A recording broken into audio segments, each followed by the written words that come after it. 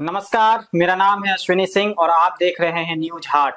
सुबह के 7:30 बज चुके हैं। खबरें विद न्यूज हाट का प्रोग्राम लेकर हम एक बार फिर आपके सामने आए हैं। देखिए, कल की जो गतिविधि रही बिहार की राजनीति और देश की राजनीति पे, उस पर थोड़ा सा अपडेट हम आपको दे देते हैं। पहले बिहार के बारे में, कल शीतकालीन सत्र का दूसरा दिन था। प्रेम कुमार निर्विरोध अध्यक्ष चुने गए। सदन में बहुत सारी तस्वीरें देखने को मिली। तेजस्वी ने बधाई दी, नीतीश कुमार और तेजस्वी साथ गए। नीतीश कुमार भी अपने पुराने अंदाज में दिखे, सबको खड़ा करवाया, सारे विधायकों को, और प्रेम कुमार का स्वागत करवाया। उसके बाद पीएमओ की तरफ से कुछ फैसले मोदी ने ऐसे लिए जो ऐतिहासिक हैं। राजभवन के नाम को बदला गया और पीएमओ के नाम को भी बदला गया। ये सब बातें जो है आप देख चुके होंगे हमारे प्रोग्राम में। और आज की जो खबरें हैं वो आप शुरू करते हैं। कल क्या क्या और महत्वपूर्ण घटनाएं घटी जिसके बारे में चर्चा हम लोग अभी करेंगे। शुरू करते हैं उससे। सागर जी, सबसे पहले कांग्रेस जो है काफी एक्शन मोड में अभी भी, एकदम जो पुराने तरीके को अपनाने के लिए एकदम कड़ा रुख अपनाए हुए, झुकने को या किसी तरह का कोई कॉम्प्रोमाइजिंग पोजीशन में नहीं है। उनकी सोमवार को जो जिला अध्यक्षों की बैठक हुई थी उसमें 15 जिला अध्यक्ष ऐसे थे जो मौजूद नहीं हुए। बिल्कुल। और उस 15 जिला अध्यक्ष को नोटिस जारी कर दिया गया। कारण बताओ, नोटिस नहीं, अगर आप बताते हैं तो आप पर कार्रवाई होगी। क्या है पूरा मामला, वो बताइए। सोनी जी, कांग्रेस का इन दिनों जो है ना, दिन ठीक नहीं चल रहा है, सही में नहीं चल रहा है। हम लोग थोड़ा सा हंस इसलिए देते हैं कि मतलब उसी के पात्र कांग्रेस के लोग बनते जा रहे हैं, कांग्रेस पार्टी बनते जा रही है। आप देखिए कि मुद्दे कम नहीं है। अगर आप देखें कि विपक्ष के नाते अगर सरकार को घेरना चाहिए तो कम मुद्दे नहीं है, लेकिन बावजूद इसके एक वोट चोरी का मुद्दा बार बार लेकर, मतलब बिहार में इतने पीटने के बाद भी अभी भी राहुल गांधी को समझ में नहीं आया है और फिर से वो 14 तारीख को एक बड़ा कार्यक्रम करने जा रहे हैं। जिद पे अभी भी अड़े, जिद पर अड़े हुए हैं। तो चलिए ठीक है, उनकी एक अलग सोच हो सकती है, हो सकता है करत करत अभ्यास के जड़मती हो सुदान और रसरी आवत जात ते सिल पर पड़त निशान। नहीं तो फिलहाल तो सिल पर कोई निशान पड़ते दिख नहीं रहा। फिलहाल तो नहीं पड़ा है। इसी तरह राफेल का मुद्दा उठा के वो बार बार घूमे थे और जिसमें उनको मुंह की खानी पड़ी, माफी भी मांगे कोर्ट में जाके। अडानी अंबानी का मुद्दा उठाते रहे हैं, कोई फर्क नहीं पड़ा। तो मुद्दे जो है ना कांग्रेस के पास नहीं बचे हैं, गौन होते जा रहे हैं मुद्दे।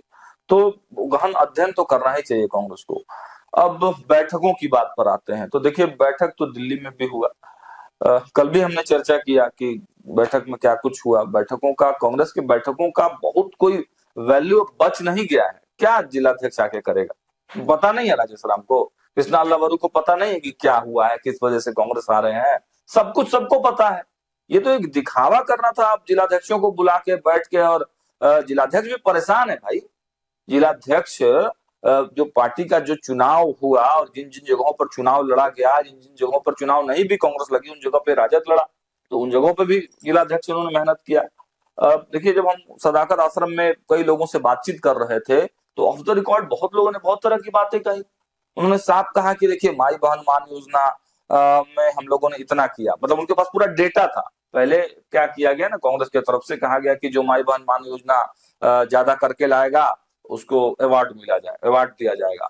फिर और बहुत सारे जो कांग्रेस के राष्ट्रीय स्तर के कार्यक्रम है वो जिलाध्यक्षों को टारगेट दिया जाता है, जिसे प्राइवेट कंपनियों में टारगेट मिलते हैं। खैर, वो भाजपा में भी मिलते हैं, लेकिन वो टारगेट दिया जाता है और उस टारगेट को जो अचीव करता है या उस टारगेट से जो ज्यादा करता है, ज्यादा फोटोज वीडियो निकाल के लाता है, ज्यादा लोगों के नंबर निकाल के लाता है, तो उसको गिफ्ट दिया जाता है, स्वागत किया जाता है, प्रोत्साहित किया जाता है, टिकट मिलने की संभावनाएं ज्यादा हो जाती हैं।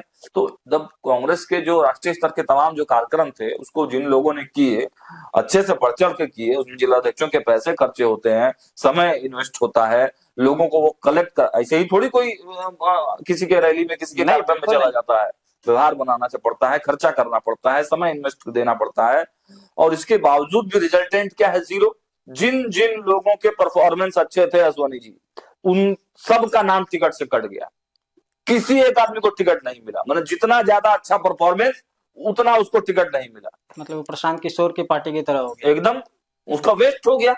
तो उन लोगों का भड़ास है ना अंदर में। अब हम लोग जब लोगो लगाते हैं उनके फेस पर, तो चूंकि कांग्रेस के पुराने वो नेता है, वो नहीं बहुत ज्यादा बोलते हैं, लेकिन अंदर ही अंदर कुड़ते रहते हैं। ऑफ द कैमरा बोलते हैं कि भाई हम कैमरे पे तो नहीं बोल पाएंगे, लेकिन देखिए बहुत हम लोगों को दुहा गया है ना। पर्यवेक्षक आ रहे हैं बाहर से, है ना, कोई काम के नहीं पर्यवेक्षक, उनको भैया बढ़िया होटल चाहिए और मेनू दे दीजिए बढ़िया फर्स्ट क्लास, हाँ, है ना। कल हमने बात किए थे। तो कांग्रेस के जो जिलाध्यक्ष नहीं आए हैं वो इसी वजह से नहीं आए हैं कि सबको सब कुछ मालूम है। अब ये फॉर्मेलिटी कर रहे हैं क्यों, उसका वो भी वजह है कि 14 तारीख को दिल्ली में कार्यक्रम है राहुल गांधी का।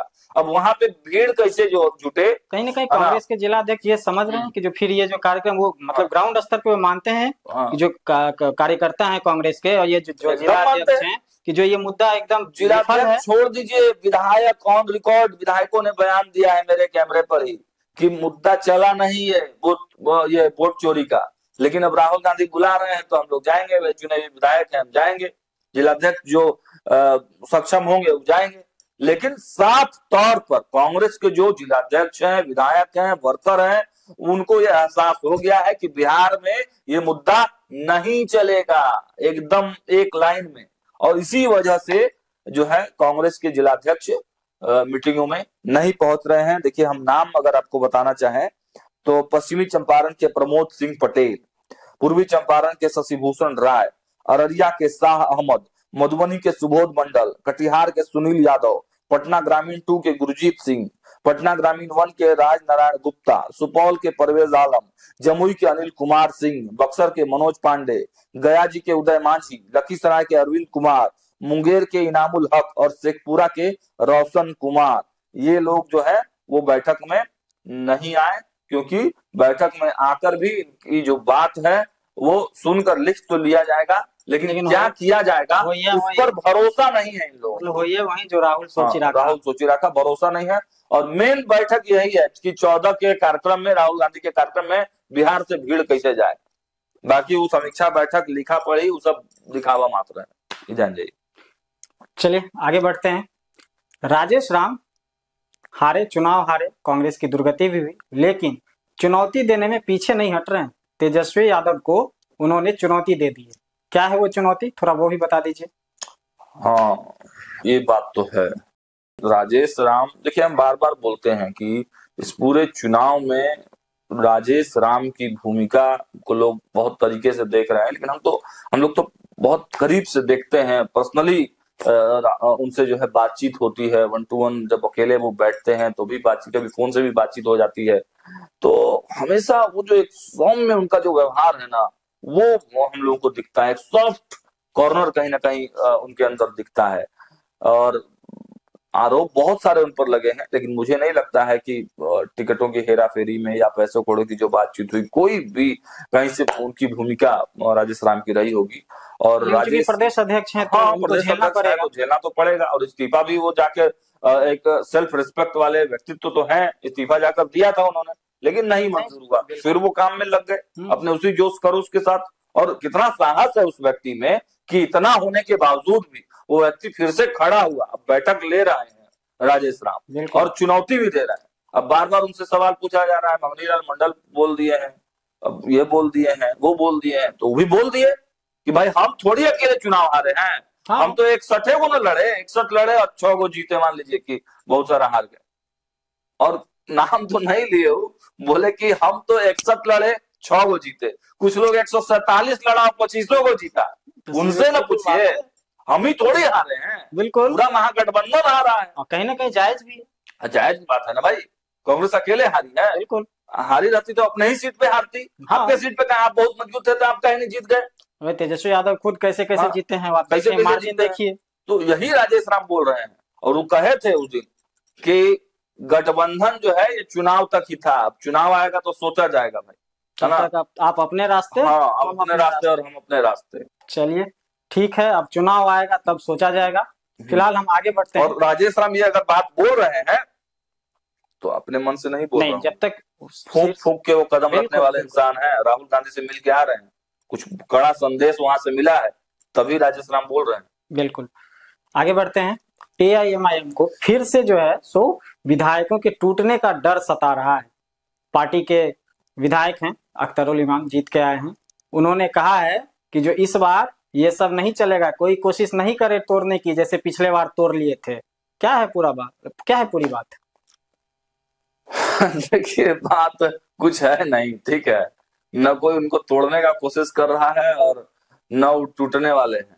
अब है कि भाई मीडिया हाइलाइट्स में भी रहना है कि नहीं, और बार बार सीमांचल का मुद्दा उठा के, विधायकों का मुद्दा उठा के, अख्तरुल इमान थोड़ा सा है बोलने में, माहिर खिलाड़ी हैं, हाँ माहिर, अच्छा बोलते हैं। वैसे कुछ दिन पहले कह दिए थे कि हम तो एनडीए का समर्थन कर देंगे, हाँ, अगर चाहे तो। हाँ, एनडीए बोल ही दिए कि हम जदयू का समर्थन करेंगे, लेकिन एक ये है कि जदयू भाजपा के साथ है, तो हाँ, जदयू सीमांचल का विकास करे।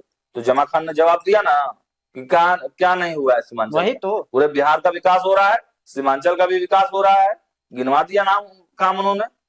तो अब देखिए, अच्छा सीमांचल का विकास नहीं हुआ तो ऐसे जीत गए? ऐसे ही जीत गए, ऐसे ही कैसे जीत गया? एनडीए नहीं जीता है वहां से, एकदम जीता है। तो कुल मिलाकर यही है कि मीडिया हाइलाइट्स बटोरना इनका काम है। अगर डर लग रहा है इनको, या कोई पिंच कर रहा है, विधायकों को तोड़ने की कोई कोशिश कर रहा है, तो नाम बताना ना चाहिए कि मेरे विधायकों को फोन आया है, इस विधायक को फोन आया है, बताना चाहिए आके। हाँ, राजद और कांग्रेस का नाम लिया है सीधे सीधे उन्होंने। नहीं, ये नहीं बताया कि मेरे इस विधायक को फोन आया है, इसके तरफ से फोन आया है, क्लियर नहीं बताया, क्लियर नहीं, एक तुक्का फेंका गया है। हाँ, है ना? तो विधायक से पूछिए ना बैठा के, या उनको उनका फोन जब्त करके रखिए कुछ दिन तक। हाँ, है ना? इन लोगों को डर देखिए क्यों लग रहा है, हम बता दें। तो देखिए मेन बात क्या है जानते हैं, कि जो गठन हुआ है मंत्रिमंडल का, उसमें जनता दल यूनाइटेड के मंत्रियों की संख्या कम है और भाजपा के मंत्रियों की संख्या ज्यादा है, और एक्चुअल में जो विधानसभा में संख्या है वह भी जदयू की कम है और भाजपा की ज्यादा है। तो कुछ लोग कह रहा है ना कि जदयू एक नंबर बड़ा भाई बनना चाहता है, और बड़ा भाई कैसे बनेगा? हाँ, ऑप्शन तो है ही, ऑप्शन बहुत सारा है। नहीं, एक ऑप्शन बड़ा है, एक ऑप्शन ये है। हाँ, और इसीलिए मंत्री का भी संख्या खाली है कि लाइए मंत्री बनाइए और बड़ा भाई, अब जदयू भी मंत्री बड़ा भाई बन जाएगी। तो यही सब सोच के थोड़ा सा डर लग रहा है, और यही बयानबाजी जो है वो अख्तरुल इमाम कर रहे हैं। लेकिन अभी फिलहाल लग नहीं रहा है कि विधायकों को कोई तोड़ने का कोशिश करेगा।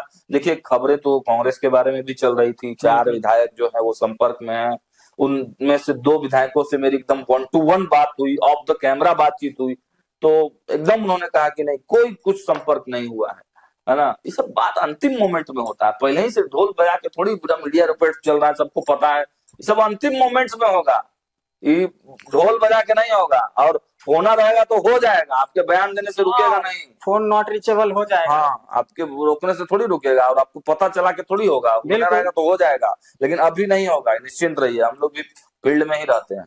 तो अभी डरने की जरूरत नहीं है ईमान साहब, अभी स्थिर रहिए, आगे बढ़ते हैं।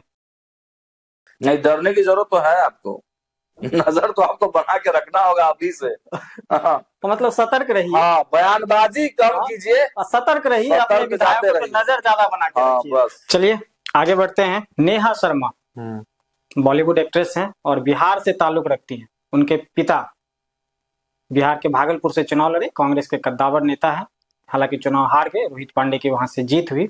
नेहा शर्मा को ईडी ने पूछताछ के लिए बुलाया, कारण मनी लॉन्ड्रिंग का केस बताया जा रहा है, मनी लॉन्ड्रिंग का मामला बताया जा रहा है कि एक बेटिंग एप्स है 1xBet, उससे वो जुड़ी हुई थी और उसके तहत वो मनी लॉन्ड्रिंग का आरोप उनपे है, ऐसा, जिसके लिए ईडी ने उनको पूछताछ के लिए बुलाया था। तो क्या है ये पूरा मामला? देखिए बिल्कुल, नेहा शर्मा पहले कौन है ये हम दर्शकों को बता दें। बिल्कुल, कि नेहा शर्मा जो है वो भागलपुर के पूर्व विधायक अजीत शर्मा की बेटी है और एक बड़ी एक्ट्रेस है, नाम है उनका अच्छा खासा। तो उन्हीं पर जो है ये मामला जो है वो निकल कर सामने आया है, और कहा जा रहा है कि नेहा शर्मा और अजीत शर्मा से जुड़ा हुआ ये मामला है। हालांकि ईडी ने जो पूछताछ के लिए केवल नेहा शर्मा को ही बुलाया था। अब फिर से इसमें जो है कांग्रेस एंगल आप देख रहे हैं, मतलब कांग्रेस कहीं से भी बच नहीं रहा है। सोनी जी, जहां कुछ भी मुसीबत दिखे वहां कांग्रेस को देखिए, कांग्रेस अपने से जोड़ लीजिए, है ना? अब भाई ज्यादा हम लोग बोल नहीं रहे हैं, लेकिन क्या करें, बोलना ही पड़ रहा है। तो बिहार कांग्रेस के नेता और पूर्व विधायक अजीत शर्मा की बेटी नेहा शर्मा से आज ईडी ने पूछताछ की। वो ईडी के दिल्ली मुख्यालय में पेश हुई थी। Bollywood actress Neha Sharma online betting app होता है प्लेटफॉर्म 1xBet से जुड़ा हुआ मनी लॉन्ड्रिंग का मतलब देखिए, हम आपको अगर बता दें तो क्या होता है मनी लॉन्ड्रिंग का मतलब जो काला धन जो पैसा हाँ, जिसपे आप टैक्स नहीं पे हाँ, करते हैं उसको किसी तरह से व्हाइट बना मतलब देना। ये दिखाना कि जो ये जो पैसा है हमारा जेन्युइन है। उसपे कई सारे तरीके होते हैं, उसपे किसी और दिन विशेष रूप से चर्चा करेंगे। तो काला धन को व्हाइट सफेद बनाने लॉन्ड्री का मतलब ही होता है। हाँ, तो सफेद काला को सफेद बनाने का काम जो है वो ये करने का मामला सामने आया है। अब पूरा देखिए क्या पूरा अंदर में मामला है वो तो खुलकर बहुत जब पूछताछ जब संपन्न हो जाएगी तब पता चलेगा। लेकिन नेहा शर्मा चूंकि बड़ी एक्ट्रेस है और उनका नाम कांग्रेस के नेता के साथ है, चूंकि उनकी बेटी है अजीत शर्मा की, तो इस वजह से मामला थोड़ा सा प्रकाश में आया है। बहुत ज्यादा डिटेल अभी इस खबर की निकल के नहीं आई है, लेकिन ये इतना जरूर कहा जा रहा है कि मनी लॉन्ड्रिंग से जुड़ा हुआ मामला है और जिस प्रकार से ईडी ने उनको पूछताछ के लिए बुलाया था वो पहुंची थी, सहयोग दिया है उन्होंने। तो हो सकता है कि दूसरे माध्यमों से भी वो फंस गई हो, ऐसा नहीं कि उन्होंने खुद किया भी। अभी ये कहना मतलब जल्दबाजी होगी कि जो उन्होंने ये किया, अभी आरोप है, पूछताछ हो रही है, आगे क्या निकल के आता है जैसे आएगा वो बताएंगे हम। अजीत शर्मा एक बड़े अच्छे और सुलझे हुए नेता है, कांग्रेस में अच्छी उनकी पकड़ है। चुनाव भले ही इस बार हार गए, लोकसभा का भी वो चुनाव लड़े थे, वो हार गए, लेकिन एक अच्छा रुतबा है उनके फैमिली का, अच्छा मतलब अच्छे पैसे वाले में उनकी गिनती आती है, रेपुटेड फैमिली में उनकी गिनती आती है। तो अब देखिए ईडी ने पूछताछ किया है, क्या कुछ डिटेल्स निकल कर आएंगे वो हम दर्शकों को बताएंगे। बिल्कुल, जो डिटेल निकल कर सामने आएगी वो आपके सामने फिर हम रखेंगे। अब आगे बढ़ते हैं, अब थोड़ा झारखंड की ओर रुख कर लेते हैं। झारखंड में इधर कई दिनों से है कि जो कुर्सी है ना वो डोल रही है, लेकिन हालांकि झारखंड में उनके जो एक प्रवक्ता हैं उन्होंने इस पे थोड़ा सा ये विराम लगाया है। उन्होंने कहा कि हेमंत झुकने वाले नहीं है, लेकिन आपके पास क्या इनपुट है? झारखंड झुकेगा नहीं पोस्ट किया है उन्होंने। प्रवक्ताओं के पोस्ट कितने कब क्या होने चाहिए और कब क्या होता है, अंदर क्या होता है बाहर क्या होता है, ये बहुत ज्यादा महत्व नहीं रखता है, ठीक है ना। मुझे याद है कि नीतीश कुमार उधर थे, मतलब उधर का मतलब कि राजद के साथ में थे, रोड के उस पार। हाँ, रोड के उस पार थे, राष्ट्रीय जनता दल के साथ थे और उधर से इस तरफ आने की चर्चा हो रही थी। तो मुझे दो बयान याद हैं। एक तो जब बहुत सारी खबरें चलने लगी तब मनोज झा ने स्टेटमेंट दिया कि नीतीश कुमार को स्पष्ट करना चाहिए इन खबरों का औचित्य क्या है। उस पर पलटवार किसने दिया था पता है? कौन पलटवार दे सकता है जदयू में? ललन सिंह, नीरज कुमार। अच्छा, नीरज कुमार ने पलटवार किया था। सीएम आवास के पास आ गए थे, पूरा मीडिया उडिया पूरा आ गया था। जब खबर हल्ला हो गया तो सबको आ गया था। तो नीरज कुमार वहां पहुंचे थे और बोले, मनोज झा, नीतीश कुमार जवाब देंगे, क्या समझते हैं आप अपने आप को? उनके शब्द अलग हो सकते हैं, हाँ, मतलब जो मतलब अंदाज कहिए उनका, नीतीश कुमार जवाब देंगे जी आपका, आप कौन है? बिल्कुल, आप अपना स्पष्ट कीजिए, नीतीश कुमार जहाँ है वही है, आप अपना स्पष्ट कीजिए। ठीक है, तो ये अंदाज था नीरज कुमार का। तो बस उसके बाद है ना, तो उसके बाद फिर सब जानता है। उसके बाद क्या होगा सब जानता है। और एक स्टेटमेंट बताते हैं। हम थे भाजपा कार्यालय में और उसी के एक दिन बाद मुझे लगता है विधायक दल की बैठक भाजपा ने बुलाई थी और हम थे 2-3 लोग ही थे, ज्यादा लोग नहीं थे। सम्राट चौधरी के पास लोगों बढ़ाया गया, खबरें चल रही थी, सर पलट रहे हैं, सर आप लोग जा रहे हैं सर। पूरा मुरेठा तो बांधे हुए, तो पूरा तगड़ा स्टेटमेंट देते थे, तो कसम खा लिए थे। तो अच्छा क्या बोले एग्जैक्ट मुझे याद नहीं है, लेकिन वो भी कड़ा स्टेटमेंट दिए थे कि कभी नहीं, कभी भाजपा समझौता नहीं करेगी। उस समय सबसे ज्यादा नीतीश कुमार के मानसिक स्वास्थ्य पे ये करते थे, कभी भाजपा समझौता नहीं करेगी। और दूसरे दिन विधायक दल की बैठक हो गई। तो इन सब बयानों का कोई औचित्य इस सिचुएशन में नहीं है, लेकिन क्या बयान दिए हम बता देते हैं आपको, ठीक है ना। आप हेमंत सोरेन और बीजेपी के साथ मिलने की अटकलें चल रही हैं, खबरें जो चल रही हैं, जो मीडिया रिपोर्ट दावा कर रहे हैं कि हेमंत सोरेन और उनकी पत्नी कल्पना सोरेन की भाजपा के कुछ बड़े नेताओं के साथ मुलाकातें हुई हैं। मुलाकात होने का मतलब ये नहीं है कि सरकार जा रही है। हेमंत सोरेन और उनकी पत्नी कल्पना सोरेन कई बार प्रधानमंत्री नरेंद्र मोदी से भी मिल चुके हैं, इसका मतलब ये नहीं है। लेकिन खबरें चल रही हैं तो कुछ न कुछ जरूर है, बिल्कुल, है ना।